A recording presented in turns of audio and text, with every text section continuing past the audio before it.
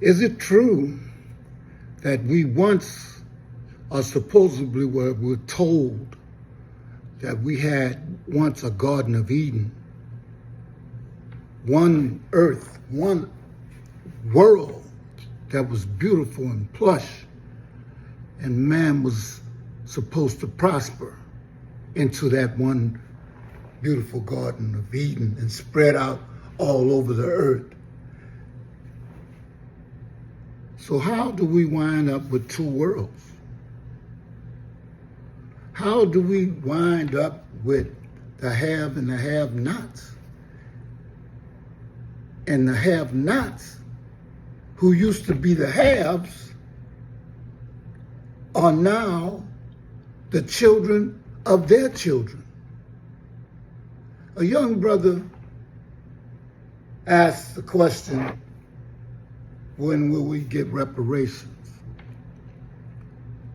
Freedom, reparations, or anything that you want in this world will have to be gotten the old-fashioned way. Just like the people who got it, how did they get it? They took it. They came to islands, continents, countries, and they saw that the people there were friendly, welcoming, and they made slaves out of them. So how does this type of thing work today? Well, after 400 or 500 years of doing something, do you think that the destroyer will change? All of this to say one thing. Why is it that, especially people of color, think that the people who destroyed or tried to destroy them, raped them, murdered them, and constantly are oppressed by them, why do you think all of a sudden it will change? Why do you think people with power will give up that power just because it's the right thing to do?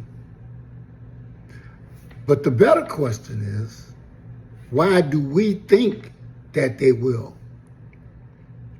You see, we're responsible for our children, just like people were responsible for us. And we went to sleep. We sent our children to schools, to the same people who are of the people that tried to destroy us. And they actually enslaved us. And I'm telling you, all people understand that when you send your child somewhere and they're out of your eyesight, out of your ears, sight, because that's what you need, sight. Whenever you send your child somewhere, you need to know exactly who you're sending them to. So why would you send them to the enemy thinking that the enemy will try to do anything to help them to prosper? If anything, they're going to make sure that whatever they teach them, they are the God, they are the businessman, they are the man in that society. And they will teach them to be the weaker people, the girls. See, because they're going to have two kind of girls, the man girl and the girl girl, okay?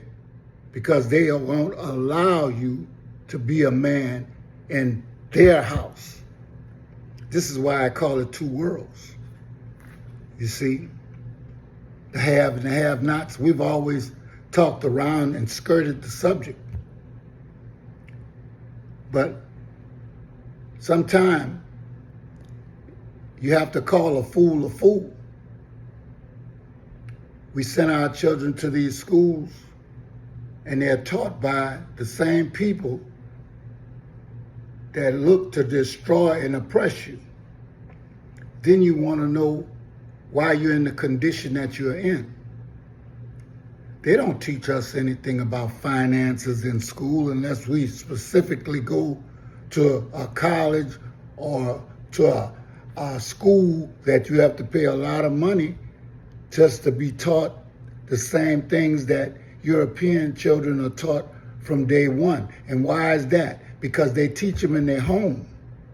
We don't have many people in our, I would say, people of color households who can teach their children anything because they don't have the knowledge to teach them anything. And that's not by a fluke, it's by design. When my friend told me about a foolish people, it hurt me.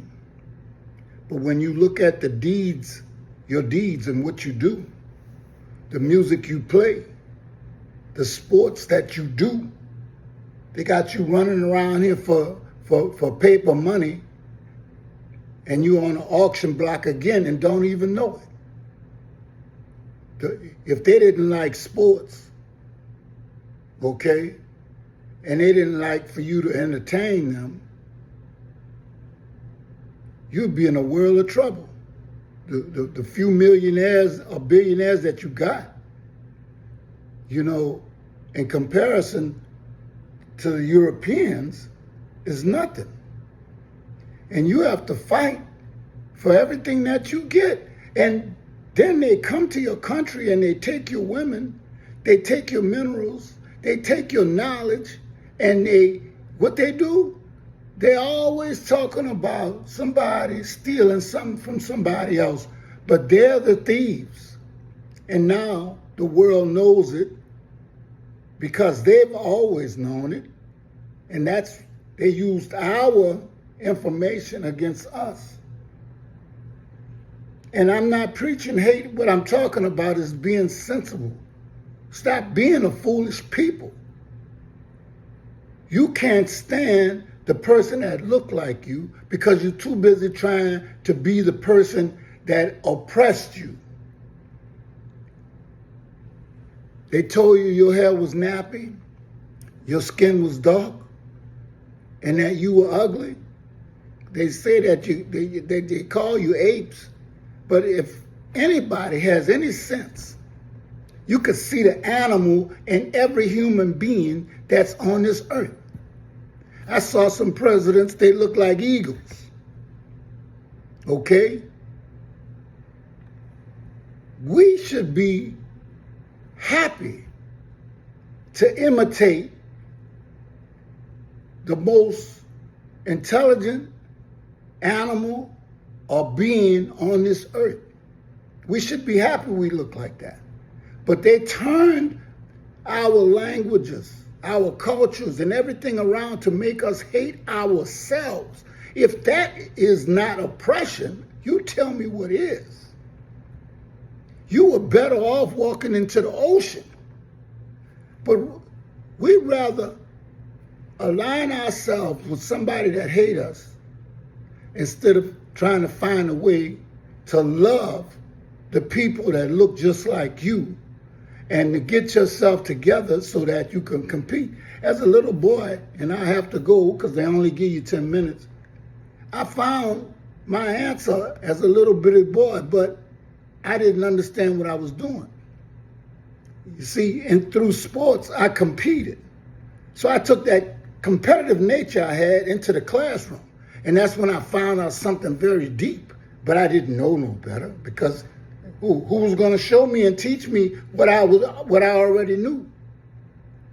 That the people that they said were so smart. If you're so smart, why are you not making better grades than me? And when we play baseball, football, or whatever, I don't see where you all are dominating me. So please get your head out of your behinds and start competing and start looking at what is instead of what you want to be.